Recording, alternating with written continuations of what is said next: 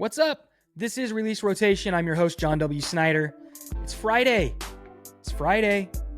My son has a basketball game tonight. Daughter has soccer tomorrow. If you have kids, you know it is the season of sports. There's also football going on.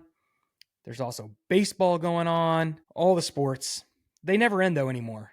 There used to be seasons like when we were kids. I feel like I'm talking to someone my age. When I was a kid, there were seasons. Like you played football in the fall. That was football season. Then you went into basketball season. And then you had baseball or soccer season. And then summer was for golf and tennis and swimming, I guess. But that's at least how it was when I grew up. I know times have changed. I know I'm older. I know that was 35 years ago. And that's fine. But I do love that my son's basketball games are on Friday nights. So nice. So nice to get that on a Friday night. And then you kind of have the rest of your weekend, even though so that leaves us just one soccer game tomorrow, which is good. That is good. I love going to my kids' sports and watching them play and get better and work with their teammates. Something I've learned too as a parent, because I've coached before, an assistant. I've been an assistant basketball coach for some of my son's teams. I was an assistant basketball coach one season in Oklahoma, and we did win a state championship that season, and I retired after that. So I've coached one season of high school basketball as an assistant and won a state championship. So no more of that. No more of that. But I will say, I have that coaching mentality still in me where I want to coach kids. I want kids to get better. But it's really hard for me as a parent. And maybe this is just for me, but to be a parent on the sideline, I had to dial back like the coaching your kids during a game. And I'm not the only one because it's so annoying. Now I'm realizing as a parent and hearing other parents, all the parents coaching their kid from the sideline. So my wife and I have made a specific intent decision. We are not going to coach our kids. We are going to cheer for our kids. They have coaches for reasons, and we're going to let the coaches coach because that's what they're there for. And when you've got parents coaching also, your kids don't need to hear from 10 different coaches. So parents, stop coaching your kids from the sideline. Nobody likes it, especially your kid. Might be an unpopular opinion, but if you're a parent and you're not a coach, stop coaching your kids from the sidelines during a game. Let their coach coach them. After the game, talk to your kids and coach them and tell them what you saw, where they could improve, that kind of thing. But if you're a parent in the stands, just cheer for your kid. That's what they need right now. They don't need another coach yelling at them, telling them what to do. Okay? Just stop doing that. There's no point. There is no point. Let the coach coach your kids. That's all I'm going to say about that. Let's get into the Ryder Cup. The Europeans are over here versus the Americans. Bethpage in New York for the Ryder Cup. It's a 3-day event. Today there's a morning session and an afternoon session. 4 teams against each other this morning and now 4 this afternoon. Going into the afternoon, the Europeans were up 3-1. Not great for Americans, or if you are cheering for the Americans in the Ryder Cup. Not a great start, but there is a lot of golf left. Trump, I just saw, got there for the afternoon session, so maybe he'll give them a boost. I don't know. Playing in front of a president, no matter what your political affiliation is kind of cool, I would think. No matter who it is. The president comes to your thing, that's cool. So maybe he'll give the Americans a boost there. I don't know. Maybe not. But the Ryder Cup is here, and it is going on. So there's a lot of golf left, but Europe is up 3-1 right now. We'll see what happens. College football. There are 4 games this weekend that are pitting ranked teams against each other. So USC is going to Illinois. So USC at Illinois is tomorrow. These games are all tomorrow. Another Big Ten matchup, which is probably the biggest, is Oregon at Penn State. The Ducks going into Happy Valley, Death Valley. What do they call it up there? I don't even know. It's going to be a whiteout at night. Penn State, it's going to look awesome. I love that. I love that they do that where it's nighttime and it's dark, but all their fans are going to be in white shirts, I guess. Guess that's cool if that's your thing. But that's a top 10 matchup right there, obviously.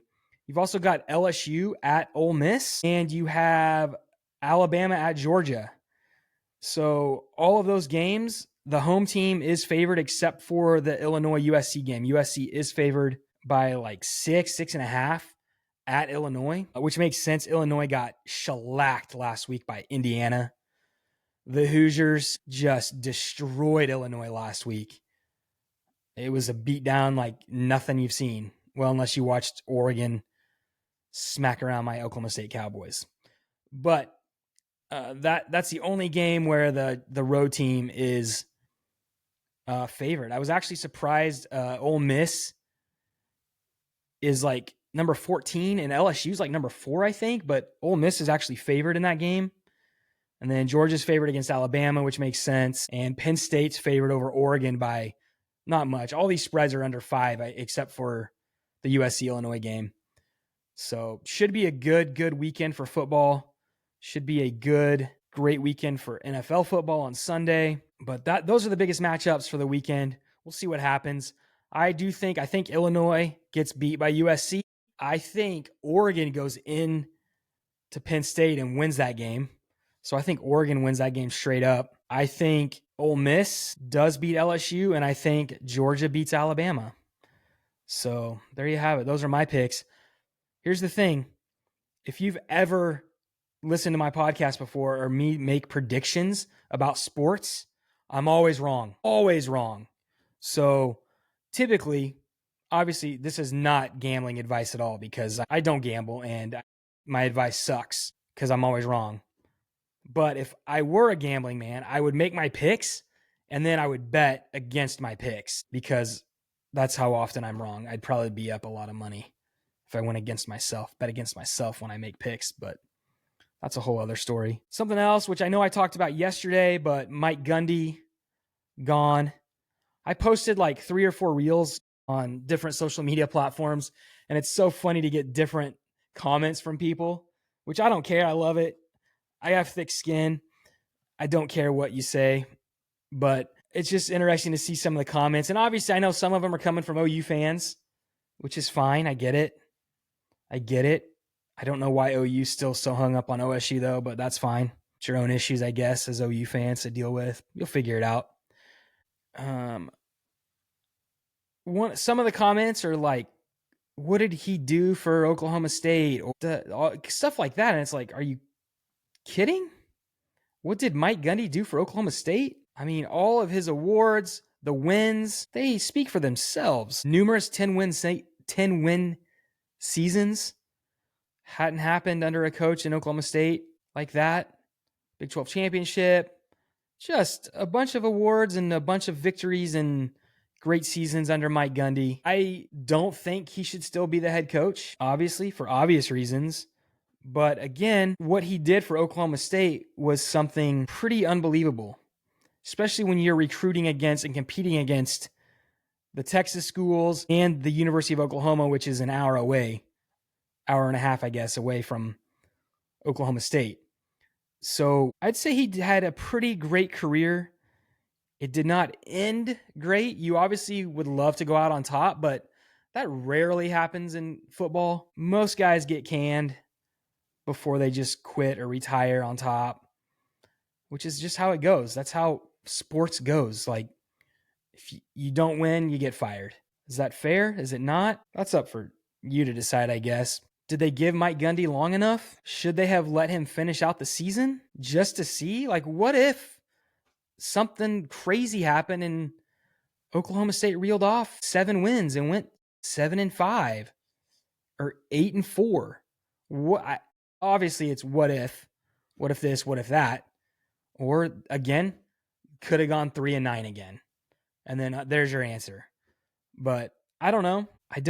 I think, I've said this, that, obviously if you've seen Gundy on TV and the stuff he said, I know there's been a lot of remarks he said that rubbed people the wrong way and that kind of thing. I feel like some of that stuff they let slide because he was winning. I just wonder if some of the stuff he had said and they were not winning like we were, if he would have been fired sooner than he was. I don't know. just my thoughts about it. But that's that. Gundy's gone. Doug Meacham takes over. I hope that they can win some games, and I hope they make a great, great hire. We will see. Other news, big sports news, is John Mateer had successful surgery, and so that's good. Okay, so this is something I do want to talk about. This is kind of my ranting part. I have a degree in journalism, broadcast journalism, and one thing that really irritates me, and what irritated me about what happened yesterday with OU, I don't know if you saw this or not, but there was a journalist. I think he's a student at OU. And if not, I could be wrong, but there's a publication, news outlet, whatever you want to call it, OU Sports Daily or OU Daily or something. And it might be part of the university, which if it's part of the university, this is even crazier. But a reporter, journalist, student, whatever he is, showed up to the airport like a journalist would do, because John Mateer, came in from California after having surgery, and these two cars like blocked the airplane. So you couldn't even see John Mateer get off the plane or anything.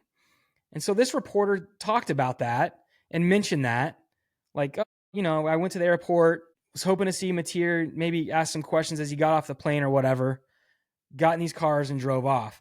And then they asked Brent Venables this, and he's the head coach at OU. And his comment is like about this kid camping out, waiting at the airport as being weird.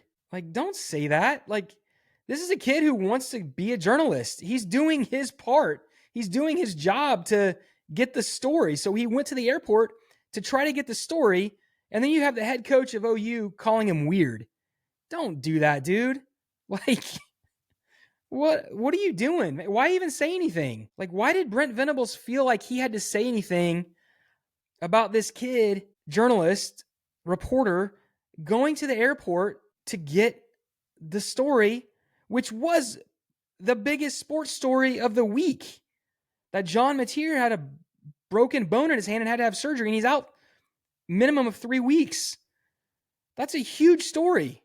And this kid's trying to get the story, and he's trying to get firsthand maybe a comment from Mateer.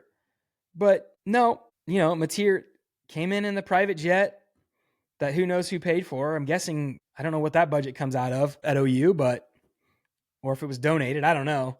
And then they block it where you can't see him. And then the head coach of Oklahoma says it's weird that this kid was at the airport trying to get a story. Like, what are we doing?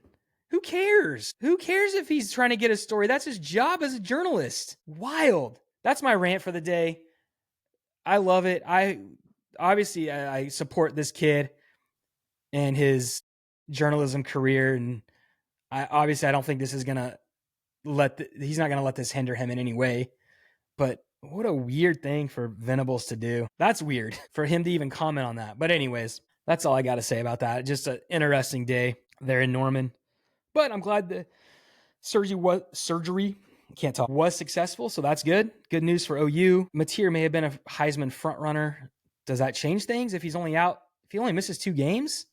It shouldn't really change things if he comes back and is still unbelievable. So we'll see what happens there. But, man, I just think that journalism story is hilarious. So funny that, anyways, I don't know. I just think it's wild. Sports. That's all I got for sports. There was another interesting story that I'm going to butcher it, but I guess Logan Paul, I didn't even realize this, purchased an 8x8 foot size floor from the United Center where the Bulls played, signed by Michael Jordan. But the place he bought it from, they wouldn't let him look at it and authenticate it, I guess, before he bought it or something. See, I don't know why I'm talking about this. Anyways, we're going to cut that out because I butchered it. But it's Friday. I hope you have a great weekend.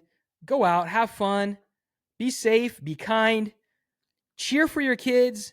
Don't coach your kids from the sideline if you're not the coach. And go Cowboys and Oklahoma State Cowboys, not Dallas Cowboys. That's insane to think I would cheer for the Dallas Cowboys.